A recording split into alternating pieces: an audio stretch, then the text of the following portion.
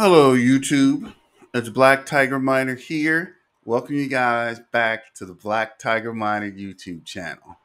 Today, we're getting back to Kaspa. So I have a video from Jim Skibum, and he's talking about the Kaspa price. Then I had a little message I wanted to play from another content creator, and then we'll get into the numbers. Some people have been complaining or have a lot to say about Kaspa or the Kaspa or the Black Channel Miner YouTube channel. And I was like, really don't care, right? I mean, whatever makes you happy, but make your haters your motivators. So as they hate, I'm just going to put out more videos, put out more content. So make sure you like, share, and subscribe and get the word out because it's all about Kaspa. Thank you for your support, and let's get to the video. Beautiful cup and handle. It is currently back testing this upper trend line, and for all we know, it could hold it and continue up higher. I know a lot of people are looking for lower prices, so let's take a look at what could possibly be a good level to buy at if the price does break down into this channel and potentially start testing this area. So drawing a Fibonacci retracement from the April high to the May low, we can get some targets. One interesting level that I see is the 0.5 retracement level, which coincides to this June peak. It also coincides with the bull market support band around 0.028. To add some more context, we can also look at the Kaspa Bitcoin pair. This one is denominated in Satoshis, just multiplied times 100 million.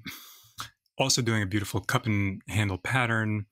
You can see that it's got this channel, sideways downward channel here, accumulating similarly to this channel that we had last time before it broke out. It seems to me that people are trading the between Kaspa and Bitcoin. You can tell because of how cleanly it's trading, bouncing off of certain moving averages, kind of obeying these trend lines. It'd be nice to see this Kaspa Bitcoin pair continue to accumulate and hold support in this level. I have a feeling that the downside on the USD pair is limited simply because the Kaspa Bitcoin pair is so bullish right now. I think that being at the bottom of this channel is going to provide some support for the USD pair. And so coming back to the Kaspa USD pair, I do think that the downside is limited. I am pretty hopeful at this level that we are going to hold either this trend line or max we come down into this ballpark and maybe wick back up in a pretty strong way and continue higher. Of course, we also need to monitor the stock market. The S&P 500 is nearing all-time highs. It doesn't mean that it can't head back down short term at the very least, as we saw in May of 2011. Once this S&P 500 got up to the 786, it came back down, it tested 0.5. It then went on to set new highs. Currently, the S&P 500 has peaked above, just peaked slightly above the 786. It's coming back down a little bit. If we got back down to the 0.5 around 4,100, that would likely bring Bitcoin and the rest of crypto down, for example. So it's good to be cautious just because the stock market is getting very close to setting new highs. It doesn't mean it cannot come back down. And so while Bitcoin looks to be sitting on this resistance turned support zone, it's good to have some potential downside targets just in case things do fall down. Some really interesting levels that I see would be the 0.5 area, which coincides with around 23,500. If we look a little bit closer here, we can see that this level would be sort of a potential liquidity zone. What he's saying, Bitcoin could drop down to 23,500, and that will be the low. And Kaspa could go down to 0.021. So definitely hoping that doesn't happen, but that would be the rock bottom price. So if you wanted to get in at 0.021, I mean, that's not actually a good place if you are dollar cost averaging in. But I would say just keep watching and see. Let's see about what it goes to and where would be a rock bottom price. But I would still keep dollar cost averaging in, and then if it does go lower, buy more. But this is not financial advice. This is just for entertainment purposes. But I also wanted to run this Crypto John video where he's talking about uh, staying consistent. They're trying to be financially free. And the short answer is this: to make $1 million, you first have to make $10,000, and then $100,000, and $200,000, and then $1 million. I know you're sold this narrative. They say money can't buy happiness. Look at that. You made a great video, but what if no one watches it? When you come to the market, try to 1,000x your portfolio. Just buy meme coins, buy all these micro caps, and if you hold, you're going to go to $1 million in 2 years. The problem I see with most investors, aside from being paper handish and constantly trying to find the fastest moving car, is that they try to constantly chase this 1000x coin, the 100x coin. And the issue with this is, if you're not careful, you can get wrecked. When you have a gambler's mindset, and to me, gambling is where you have just all micro caps, all low caps in your portfolio. You have no blue chips, no hedges. You have no, large market cap cryptos. You're constantly trying to find the next 1000x. That's where you see the extreme volatility in your portfolio. And the thing is this, right? If you don't have the conviction into these micro caps, if you don't truly believe in them, and they're just based on opinions or some unfounded research, this is where you panic, right? Because crypto can literally change day by day. It goes from 10% down 20%, down 30%. Bitcoin itself, the top dog in the space, can go down 10+% in a single day. It all depends on the market, guys. Sometimes manipulation takes place. Sometimes an exchange goes under. Sometimes a big whale sells Bitcoin or any crypto, and then the fear hits the market and people sell.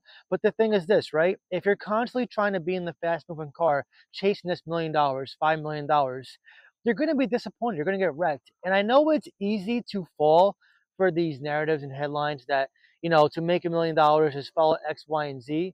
Sometimes you don't see the hard work behind the scenes to get there, the mistakes leading up to the success you achieve. If I can give you guys a piece of advice, it's this: there's no single best perfect investor. Everybody learns, and oftentimes in this market, how you learn is getting wrecked. Not everybody's going to have the best picks. It's all about getting better, becoming a better investor, not becoming a perfect investor. So for me, yes, I want to make millions of dollars this bull cycle. Yes, I have some micro caps, but I also have some blue chips. I'm constantly trying to improve my active income. I'm trying to cut back down on expenses. I'm sacrificing a lot.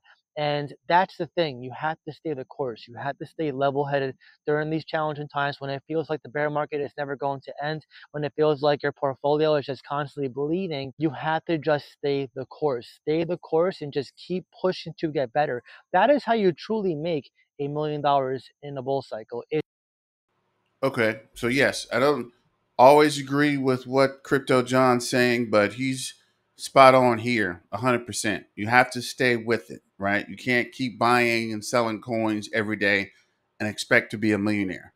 At some point, you're going to have to get some blue chips and hold on to them. Going to have to get some altcoins and hold on to them.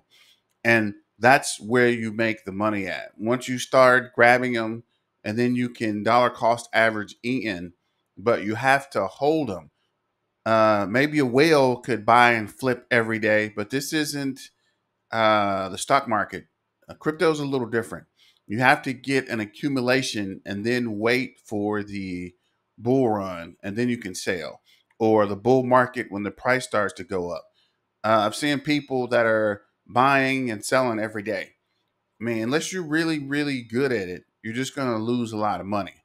So I would advise people to buy and hold and then kind of dollar cost average in. Like you said, you're going to have to make some sacrifices, and you're going to have to be able to probably not get that coffee or not go to lunch or save money here so you can invest it for the future. But it was just some of the information I wanted to get out. While there's a lot of FUD, fear, uncertainty, and doubt floating around, and people are panicking, just be patient, right? Don't panic. It's going to take some time. So a lot of people are like, crypto's a scam, or we're not making money fast enough. You're not a millionaire overnight. Nobody's going to be a millionaire overnight, right? Look at Buffett and Elon and these guys. It took time to get where they're at. They didn't all of a sudden invest and become multimillionaires or billionaires. It took years.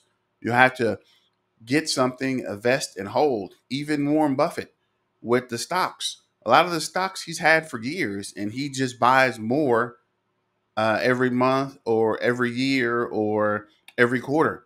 It's not like he bought 100,000 shares of something or 200,000 shares of Apple. He slowly bought it, 10,000, 5,000, and accumulated to 200,000, 500,000 shares or whatever it is. But it's a slow process.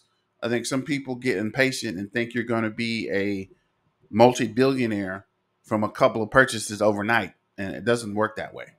But let's get back to Kaspa and see what the House of Crypto is talking about. Is a layer 1. It works using something called a blockDAG, which is a direct acyclic graph, which sounds very confusing, and perhaps if you're non-technical is confusing. It doesn't work like a normal blockchain going along a simple one-to-one block. It goes and works. It basically identifies different ways to send off different transactions rather than going through a chain, and therefore it's able to hold and handle much more in terms of volume of transactions. It can also identify different complexities in transactions and identify how to handle them best, basically giving it out to the team. Let's think of it like that. This particular concept is the X factor of Kaspa because it was initially mentioned in the white paper for Ethereum, because the team around Kaspa have been around for a long time, one of the most well-respected teams in crypto. This is what gives it its X factor. People like that. Got a nice name, and it has therefore been able to captivate a lot of people. Also, this here is pretty much its X factor. This is what it should be on any website you look at. Kaspa at a glance.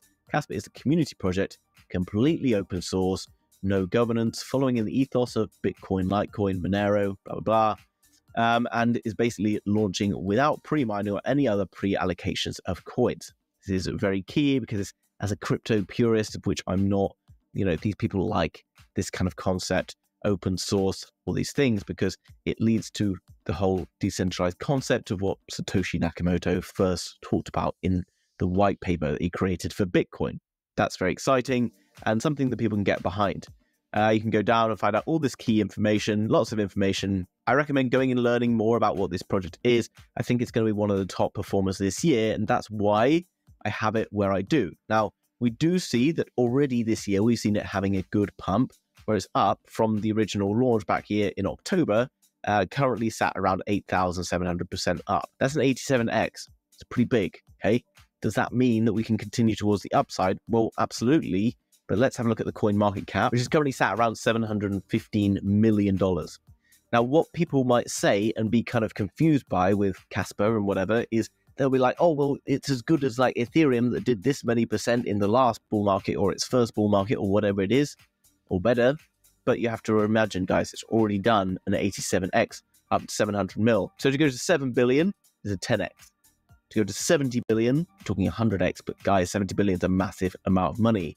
So it changes things because we've already seen a good portion of this growth. I'm not saying that we're not going to continue to see growth, but I do think that right now on the sort of shorter term charts, we're looking at a fairly bearish structure in that we've had this shoulder, this head, and this shoulder. And I do think that Kaspa could be due a further pullback, which would be the height of this head and shoulders pattern from that breakout area that you can see there. And that would bring us back down nicely into the buy zone that you can identify clearly here with having big growth out of this area. So potentially if we see Kaspa getting back down to around 21 cents, which from current levels would be a pullback of another 40%. Guys, I know people are going to get really sad about that. But remember, Kaspa ticks a lot of boxes here. And if it does pull back 42%, then you've got a fantastic opportunity. It might not. That's just what I'm looking at, what I'm waiting for, because that would be a very good thing. He On did to the mention next that project, pullback which to 0.021, which is not a bad thing, right? If it does go back down, it can come down for us to pick it up, right? And I don't think it's going to go down quite that far, but it would be interesting if it does come back down. And you can see here, the RSI is down and the current prices around 1-day indicators 0.031, and that both of these guys mentioned could get down to 0.02, which is right here, somewhere in here. So if we go out back to the 4-hour chart, so they're saying down here somewhere. It looks like we're starting to pick back up slightly. So go back to the day and we'll zoom out. So remember, whenever in doubt, zoom out. So this is 0. We're at 0.021 would be down here. So this would be around the May time frame where we kind of went down to 0.021. And if you can see here, the RSI was down and the index came down. So where were we, about here? But also, this is where it took off from. I think it was around 0.015. And you can see this incline where the price just kind of rocketed. So we're kind of in the middle point where it could go up or it could go down.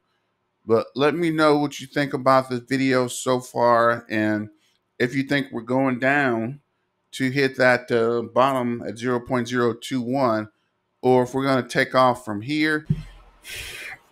Okay, guys, let's go through the numbers real quick. So for the dashboard, looks like the current supply is 20.3 billion. TPS is 2.0, BPS is 1.0. TPS is transactions per second, BPS is blocks per second.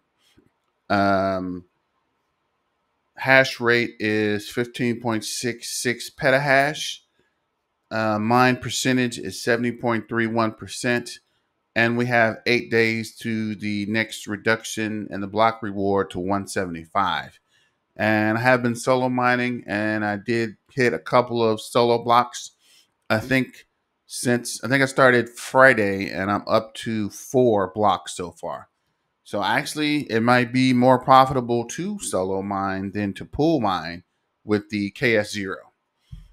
And then for the last price is 0.0343. Trading volume 24 hours is 15 million. So we're definitely back up. Market cap is 701 million, and market cap ranking is still 209.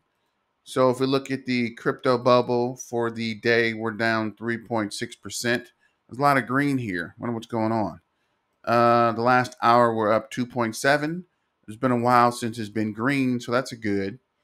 For the month, we're still down 3.6%. And for the year, we're up 1,284. This is coming down as well. So we'll look at CoinGecko. CoinGecko says we're ranked 53, so we're still sliding. I think we're in the 40s. Now we're 50, almost mid 50s. So we're at 0.0342, down 3.6%.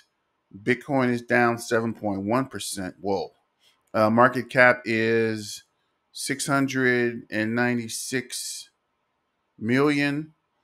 Trickling supply is 20.3 billion. Total supply is 20.3 billion. Max supply is 27.8 billion. So the circling supply is going up slightly every day. I want to look into that as well. So let me know what you guys think about that in the comments. 24-hour trading volume is up to 15.5 million. I think yesterday it was 7 or 8. So that's doubled from what it was yesterday. That's good. Fully disputed diluted valuation is 980 million. So that's down because it's been in the billions. So I'm not sure about that either. So if you got any information there, feel free to go ahead and comment on that one as well. 24-hour low is 0.0214. 24-hour high is 0.0357. 7-day low is 0.0323. 7-day high is 0.0422. And trading volume is 15 million. So then we'll look at CoinMarketCap. CoinMarketCap says it's down 3.38. 703 million. 24-hour volume is actually up 93%. So it's more than doubled from yesterday to 15.5 million. So that's a good thing. So definitely going to keep an eye on this today. Circling supply is 20.3 billion. Total supply is 20.3 billion. Max supply is 28.7. And fully distributed went up a little bit to 990 or 984 million. So keep an eye on that and let's see what it goes. And let me refresh this because this is make sure we're not getting old information. So yes, market supply or market cap is 701 million. Volume is 16.2 million. Volume versus cap is 2.31. All-time high is 0.0517. And in the last hour, it's up 3.35%. Last 24 hours, it's down 3.21%. Last 7 days, it's down 19.26%. Last 30 days, it's down 5.26%. Last 90 days, it's up 133.1%. And for the year, it's up 1,227. But if you can see here, it's green. And it's been weeks, if I'm not mistaken. Correct me if I'm wrong. It's been weeks since we've been green. So that's a good thing, right? I think we are slightly, I don't even want to say it, slightly, barely bullish, right? Maybe a little bit, but I don't want to say it and jinx ourselves. But it does look like it's starting to slightly change. And circulating supply is 20.3 billion. Total supply is 20.3 billion. Max supply is 28.7 billion. And total cap is 702 million. 24-hour volume is 24-hour change is 9.92. 24-hour low is 0.0321. 24-hour high is 0.0357. So that was the numbers. Let's check the chart again real quick. See where we're at in the, let's see if we can zoom in here. And we did get a slight pop. I think we're at 0.032. I think we're coming up to 0.034. And let's check out the 4-hour chart. So yeah, we're at